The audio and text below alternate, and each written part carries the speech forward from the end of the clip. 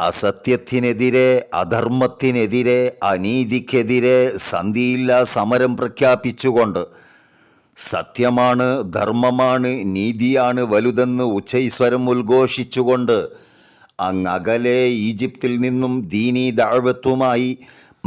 മലകളും കുന്നുകളും സമുദ്രങ്ങളും താണ്ടി പച്ചപ്പരവതാനി വിരിച്ചതും പ്രകൃതിരമണീയവും ശ്യാമകേമ സുന്ദരവുമായ കുടകിലെത്തി